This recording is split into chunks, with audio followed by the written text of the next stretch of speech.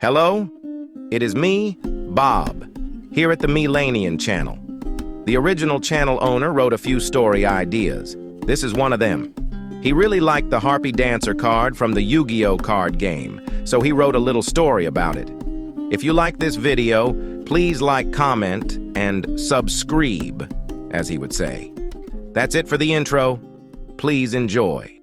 Within the divine winds of the Mist Valley, beyond the grounds of the Harpie's hunting ground, lies the Harpie Kingdom. It is ruled with an iron fist by the Harpie Queen and her loyal subjects, her knights, the Harpie Ladies. Among them is the ever-elusive Harpie Dancer. No one pays her any mind since she is the weakest among the ladies. They assembled next to each other. Look at her, what a show-off. Most of the other Harpie ladies view her in a bad light. The Harpie ladies consist of Harpies that exhibited special abilities. In addition, they are directly related to the queen in blood. Daughters and cousins, all but the dancer. The sign of that was her yellowish blonde hair, the sign of a Harpie girl, a race of Harpies unaffiliated with the queen's bloodline. Besides that, as the weakest, she made an easy target. Look at how flat she is, Harpie Lady 2 said. I bet she wished to have some as big as these, Harpie Lady 3 said. Just looking at her disgusts me, Harpie Lady 1 said. Ha ha ha, don't be so mean to her.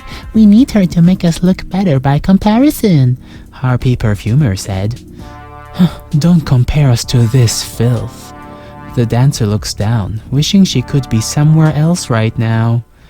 The ladies stop their giggling as the queen enters the throne room. Oh wow, it's a queen, the mentally challenged Harpie says. Whoa, I want to touch her hair. She's so sexy. Oh my god, I want to be just like her, random Harpies say. The queen climbs the stairs and sat herself on the throne. I wish I could be your chair, Queenie, the Harpie Perfumer said, like the perf she is. The queen gets up and slaps her face. Perfumer drops to the ground and queen stomps her head. Shut up, filth. The perfumer blushes. And thus the characters are kind of established. It is war out there, the queen suddenly proclaims. The monarchs have risen once more. They pose a threat to our way of life. We shall exterminate them! Since the last war against the monarchs many years ago, the Harpies gathered great strength, copying their neighbors' techniques. The dancer smiles, feeling as though her time has finally come. Her time to shine, to prove herself. It's dancing time. The Harpie army walks out of the gigantic throne room and start to fly into the sky to some, as of now, unidentified location. Hold it! The queen is halting the dancer. You stay here. The dancer is shocked. What? The queen says no more and flies off. There she was, all alone, dancer, left in a relatively empty kingdom. Is this why I was left behind? To guard this place? She tried to console herself by saying this, but looking around, multiple pet dragons are guarding the borders of the kingdom. The dancer drops her gaze and walks into the forest. She walks to the place where she always goes to when she feels sad. She loves to dance, and there's a place in this forest where the sun just perfectly lights up a spot, like a spotlight. There she feels like a star, the center of the universe. She wants to feel like that sometimes. As she dances gracefully, the bushes shake around her ever so slightly. Spectators?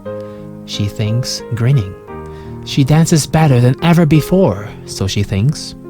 Maybe if she could impress her new audience, she could feel a bit more useful in life, like she always wanted. But the rustling moves on. Shortly after, a loud splattering noise appears further away. Huh? The dancer stops dancing. She is peeking through the bushes. Some kind of insect monsters are fighting each other. No, they are torturing one of their own kind. They shouldn't have given birth to you. What was our mother thinking, crossbreeding with such filth? They rip and tear the insect's underside with their chainsaw mandibles. The harpy blinked and saw herself lying at the spot where the bleeding insect was. Filled with confusion, rage, and frustration, she can't stand to do nothing and rushes out. Stop it! The dancer stands in between them. Oh no, a harpy lady! The insects are scared out of their wits. Wait a minute! The harpies are supposed to meet up with our army to find the monarchs. This isn't the harpy lady at all! Hearing that, the dancer felt a bit bad. Sad, actually.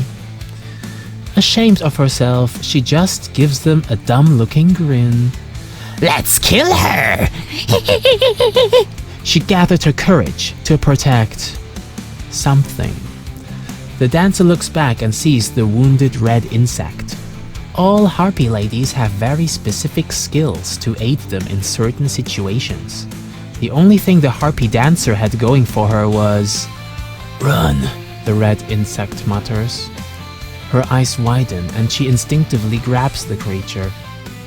She makes use of her only skill. Running away! Dash noise. An exasperated laugh. But she was never in mortal danger before. She felt better than ever before in her life, running away, or flying. She is as fast as the wind. Compared to other harpies, the dancer was just slightly faster than them. Nothing more than that. But in situations like these, where she's the only one left, is when she truly shines. What are you doing? Leave me be. "What are you saying?" says the dancer. "I can't hear you right now." The wind sounds were too loud as she moved faster than ever before. You think you can get away from us, bird? The insects mock the dancer. They have caught up. One of them jumps into the sky. The height it reaches surprises the harpy, and she feels her faith in herself slipping. "I'm useless after all." The red insect sees the sullen expression on the dancer and decides to cling itself onto her. Grab me tight. The insect says and spits out some yellow blood, as it seems like this is its last action before it perishes. The dancer, with tears in her eyes, does as it said. Flap those wings. The insect says, and so she does. We got you now, missy. The chainsaw insects were about to stab the dancer in the back, but then, whoosh! A windstorm appears in front of them and pushes them away. The wind turns up its volume. The intense wind and speed is scaring her. "What if something flies into my eyes and I turn blind?" she worries. Open your eyes. So she did without much thinking. As she looks around, the scenery was all in a blur. She was the fastest she had ever been. It feels great. But then there's a rock. It wasn't just any rock, but a big one. The biggest kind. A mountain. She gathers her strength and flaps her wings towards the ground, shooting both of them upwards. The light above turns darker and darker. They look up and finally notice a shadow being cast upon them. A cliff on the side of the mountain threatened to squash their bodies into a paste at the speed they were going. The dancer clings onto the insect. Bakoom! They crash through the cliff, and the rest of it breaks apart into large rocks which drop down while the harpy rises. Oh no. Wait, I'm fine? She sat there in the dirt, inspected her wings, and started to clean the dirt off of them. She looked around. Why is it dark already? The moon had shown itself, and the dancer started to panic, realizing that she had been unconscious for quite some time. Huh? Where is it? Right behind her, the red insect was lying on its belly, waiting for the sweet kiss of death. No? The dancer rushes over to it. What can I do? She brings it closer to her, and tears start falling on its head. They run down the insect's face as if it is crying too. Why are you? The insect mutters with its last breath. She bends forward to embrace the insect's big head. I can't believe someone as beautiful as her isn't disgusted by my appearance. An insect. The red one thought.